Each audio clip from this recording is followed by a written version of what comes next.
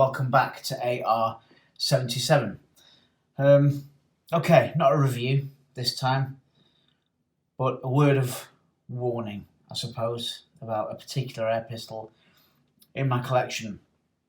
An infamous air pistol, you might say. Let me start here. Let me give you a comparison. Look at this. This is the KWC, I guess, the Remington 1911 RAC tactical version.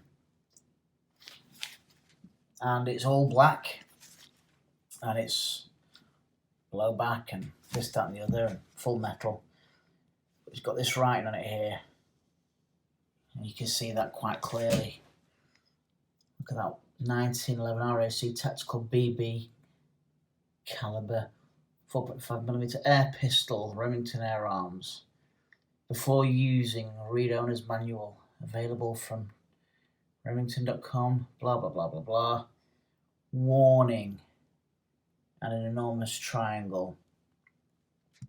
Now that is the source of displeasure for a lot of you. I know that. And yeah, I would prefer it wasn't there. And there's all sorts of things that people do to get rid of that sort of writing. They use a Sharpie, cover it over, or they scrape it off, or they file it down, or whatever you want to do. That's your prerogative. But that's not the point I'm making, and that's not what this video is about. What I'm saying is, despite that, I still think this is an excellent pistol. Whether you've got this version, or you've got the stainless version, or whether you've got the Swiss Arms version, or the tan version, or whether it says Black Ops, or whatever the other branding is, Cybergun, or whatever it is, this is a great KWC 1911. It works. It's got a fully functioning drop-out metal magazine, like that. It is full blowback. Yeah, that works. Your grip safety, your actual safety works. It's a fantastic pistol, regardless of that. Yeah, it feels great in your hand. It looks like a Kimber Warrior, basically. Show you another video on that at another point in the near future.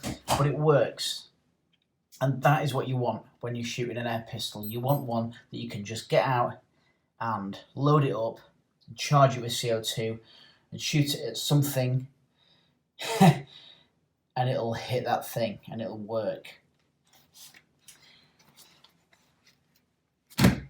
Then there's this little oik.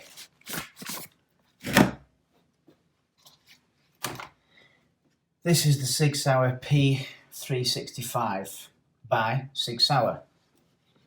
To all intents and purposes, this is exactly like the real thing. It's a similar weight. It's exactly the same size. It looks identical to the real thing. In fact, I've seen a lot of people online buy one of these specifically so that they can train for the use of their actual P365. It's got decent sights on it.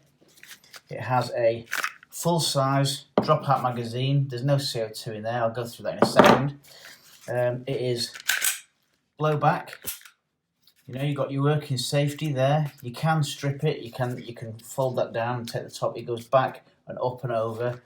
But yeah, it is a fully functioning, great sights on it, Sig P365. And when I bought it, I thought it was a lovely pistol. And I've tried so hard to stay faithful to this little gun.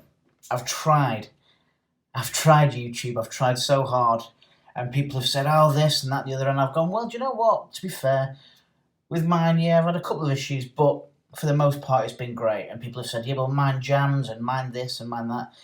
And I've had to sort of respond. I've had to say, look, it's purely based on my experience. I know there's been some horror stories, but with mine, I've been all right. The issue I had when I first got it was that the the mag, the CO2 mag here, when I charged it, the first one, I think, the first few mags, I think, or a couple of mags worth was okay. There was a little bit of auto fire, I'll be honest with you, which is, it's not ideal, a bit of a nasty surprise, but also an unexpected benefit. You pull the trigger and it goes ba ba ba ba ba ba ba ba ba, and sometimes you get 3 or 4 out at the same time, and you kind of go, that's all right. That we're not supposed to have that in the UK, but fair dues, a happy accident, if you will. But it was just really symptomatic of the lack of reliability with this pistol, I think. What happened then was the magazine started to purge, and ultimately I had to take it back to where I bought it, and the guy there said, right, we'll send it back. Sent it back to Sig, and to be fair to Sig, they replaced it. They replaced the mag with a new mag, and I thought, great, because I love this gun, or I want to really love this gun. What's not to love? I love compact. It's, like I say, it's blowback. It does everything. It feels like a nice, tactile pistol in the hand. When it is blowing back, when it's shooting, it's snappy. It's not massively accurate, but how big is it? About the size of a deck of cards. Do you know what I mean? It's not a very big pistol. It's not going to be that accurate. It's not going to have a long barrel. But that's not really why you buy these. You buy them for that replica feel, and that's great while it's working. The problem is, when it stops working, it's not fun anymore.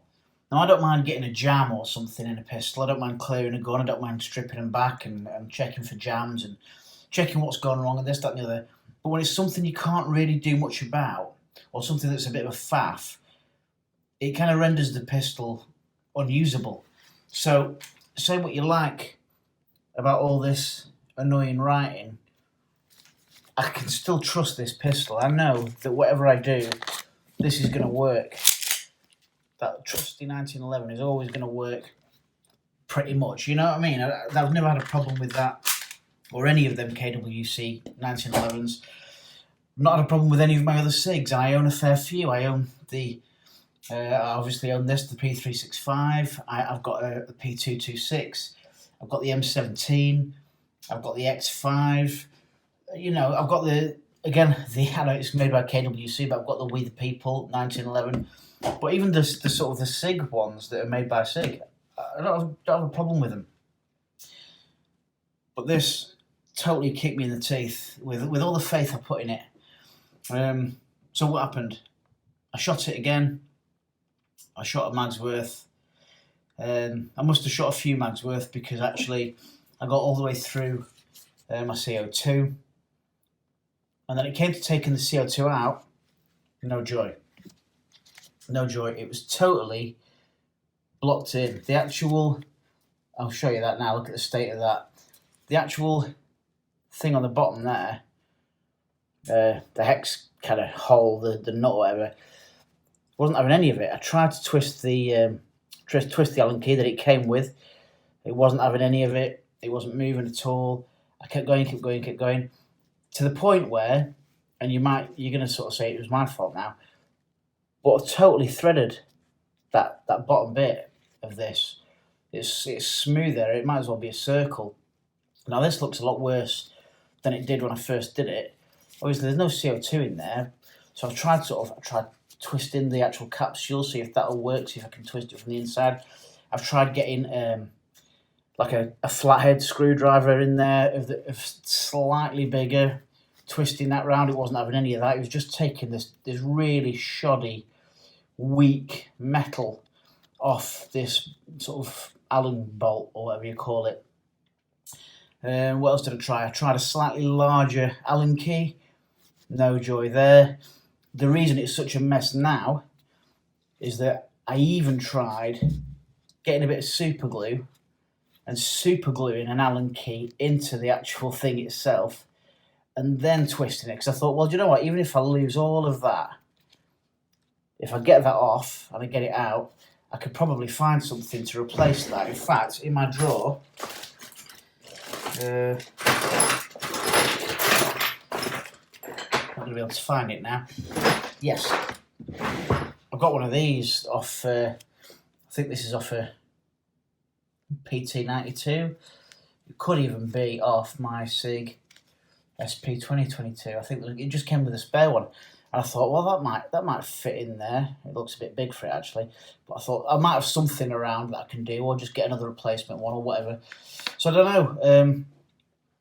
I could do with one of them kits. You can get kits, can't you, that you get like a drill bit that'll sort of go in there and kind of, then it'll screw into the hole. It's slightly bigger, it screws into the hole, and it'll kind of release it. But I don't know. A spare mag, another mag, is going to cost me 30 quid. So I've been in touch with Sig, and I'll see what happens. All I want them to do is send me a spare mag, and then I'll probably stop trusting the pistol anyway. But I want at least a workable mag. Such a shame, so disappointing. Such a lovely little pistol, what could have been. And I tried, I stood up for it, with everyone. And then this. So, yeah, buyer beware. It looks like a sweet little pistol, and you might get one that works fine. I'm kind of hoping, for the sake of everybody else, really, that they're bringing out, maybe it was part of the first run or a dodgy run. I don't know. But it's a nice little pistol, and it's really super accurate kind of replica. Especially with the full-size mag and stuff. But that's useless to me now. It's dead to me. There you go. I've wrecked all that because I've been frustrated and angry and trying to do all sorts of different stuff with it. But I don't care. I'm just cross about it. But I can't recommend the pistol, is the long and short of it. If you're thinking about getting one, and I know that I've said in a couple of videos that it was a nice little pistol, and it has been. So it's not like I was making it up. I wasn't lying. At the time that I said those things, it was true. It was a good pistol to me. I had a problem. The problem was solved quite easily. Then it was fun shooting. But now I've got to say, I've fallen prey to some of the things that other people have fallen prey to. And with that in mind, it would be dishonest of me just to carry on and pretend that the pistol was fine, because these are pretty notorious, in all honesty.